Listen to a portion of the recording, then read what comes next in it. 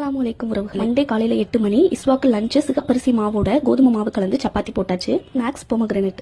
Lunch எடுத்துட்டு Ishvah ஸ்கூலுக்கு கிளம்பி போயிட்டா. அக்காவை ஸ்கூல்ல விட்டதுக்காக எந்திரிச்சிட்டு திரும்பவும் வந்து சஜ்வா தூங்கிட்டா.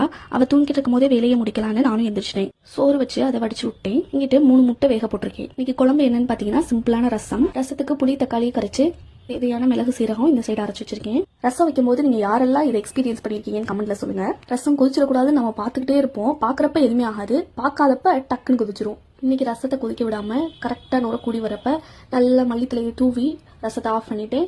ரசம் ரெடி. இன்னைக்கு முட்டைக்கோஸ் பொரியல். கோஸை நறுக்கிறதுக்கு நான் உங்களுக்கு ஒரு டிப் சொல்றேன். நான் காட்டியிருக்க மாதிரி சும்மா நறுக்கிக்கோங்க. ஆனியன் கட்டர்ல போட்டு நல்லா சாப் பண்ணோம்னா சின்ன சின்னதா அழகா வந்துடும்.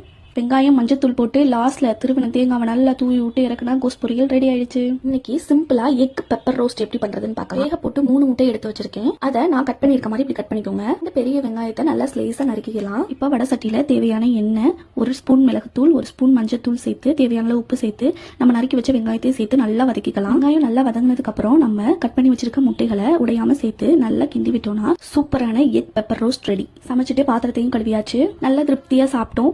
எனக்கான எனர்ஜி பூஸ்டர்ஸையும் நான் எடுத்துக்கிட்டு கொஞ்ச நேரம் ரெஸ்ட்டை போட்டுட்டு ஸ்வாவை மதர்ஷாக்கு கூப்பிட்டு கிளம்பிட்டேன். பாய், அஸ்ஸலாமு அலைக்கும்.